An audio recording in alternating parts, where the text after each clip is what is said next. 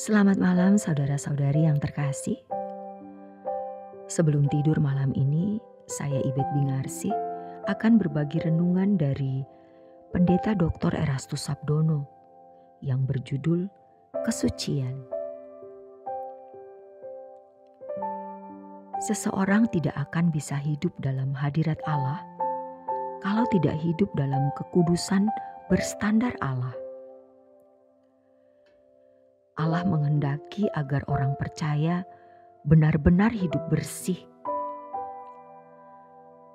Kalau seseorang baru menjadi Kristen, Allah mentolerir keadaannya yang masih banyak kekurangan dan kelemahan. Allah masih berkenan menyatakan diri dalam berbagai tindakan dalam kehidupan orang Kristen tersebut. Tetapi ketika seseorang dipandang seharusnya sudah dewasa, maka Allah menuntut orang Kristen tersebut untuk benar-benar berkeadaan tidak bercacat dan tidak bercela. Jika tidak, maka Allah tidak hadir dalam hidup orang Kristen seperti itu. Di dalam Alkitab, jelas sekali ditunjukkan bahwa Allah menuntut umat pilihan untuk memiliki kekudusan seperti dirinya. 2 Korintus 6 ayat 17 dan 18. 1 Tesalonika 4 ayat 7 dan 8. 1 Petrus 1 ayat 13 sampai 17 dan lain-lain. Sebenarnya kekudusan Allah diperkenalkan kepada manusia untuk menunjukkan bahwa Allah tidak menghendaki umatnya berkeadaan tidak sesuai dengan kekudusannya. Allah tidak akan mentolerir dosa terjadi di tengah-tengah umatnya. Sebab Allah tidak bisa hadir dalam kehidupan seseorang kalau orang tersebut tidak hidup dalam kekudusannya. Bila Alkitab menyatakan mengenai kekudusan Allah, hal itu bukan hanya bermaksud menunjukkan bahwa Allah tidak bercela dalam seluruh tindakannya, melainkan juga hendak menunjukkan bahwa terhadap panggilan agar umat memiliki kekudusan Allah. Firman Allah berkata, "Kuduslah kamu, sebab aku kudus." Kesucian adalah kehidupan yang sesuai dengan kehendak Bapa di surga dalam segala hal. Ini berarti orang percaya harus mengerti apapun yang Bapa kehendaki dan dengan sukacita dan rela serta bersungguh-sungguh berusaha melakukannya.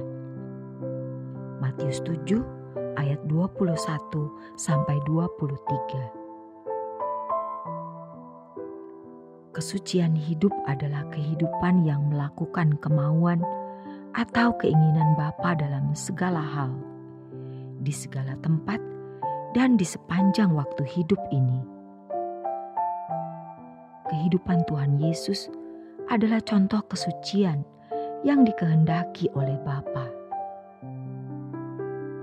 Dalam hal ini, pada dasarnya, kesucian adalah kehidupan yang hanya mau memuaskan hati atau perasaan Allah. Agama pada umumnya melayani Allah dengan melakukan hukum Allah, tetapi kekristenan melayani Allah dengan memuaskan keinginan hati dan perasaan Allah. Orang yang mau hidup dalam level di hadirat Allah harus bisa mencapai kehidupan yang memuaskan perasaan Allah. Tanpa kesucian hidup, tidak seorang pun dapat hidup di hadirat Allah. Seorang yang hidup tidak benar-benar bersih tidak akan menemukan hadirat Allah dan hidup di dalamnya. Allah tidak dapat berjalan dengan orang yang kehidupannya najis.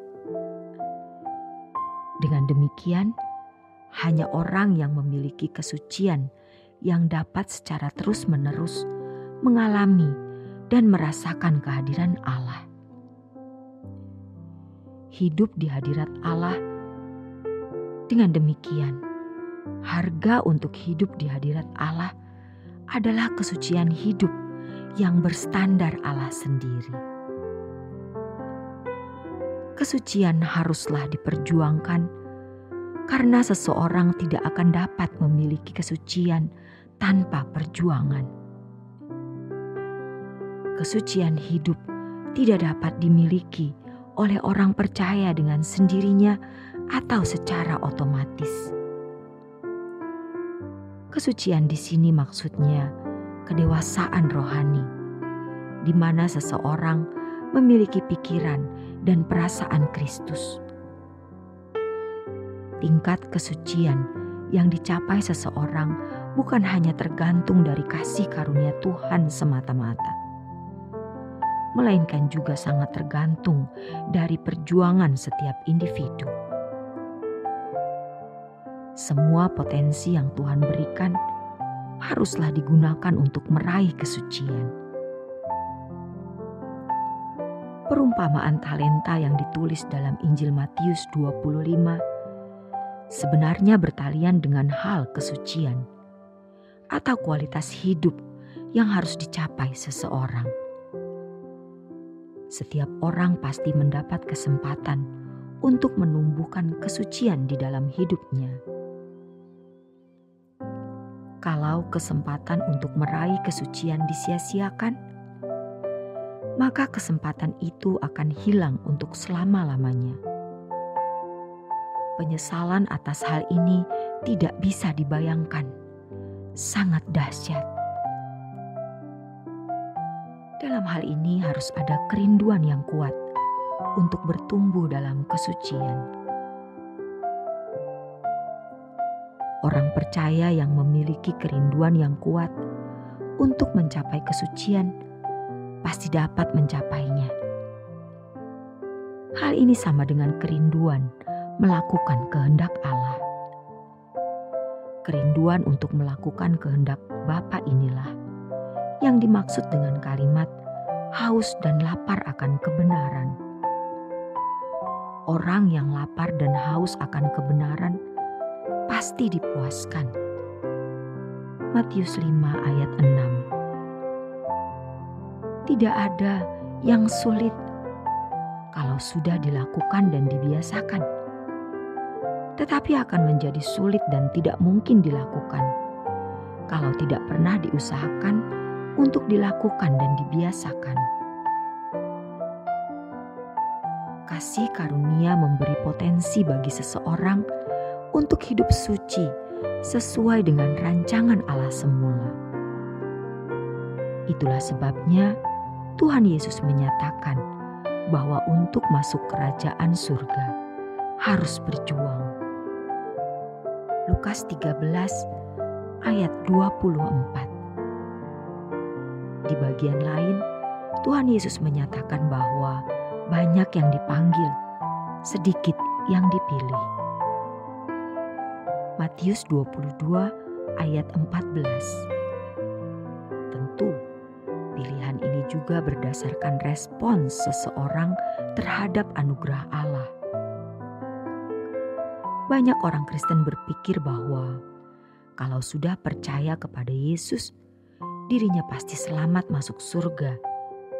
Padahal mereka tidak berjuang melakukan kehendak Bapa.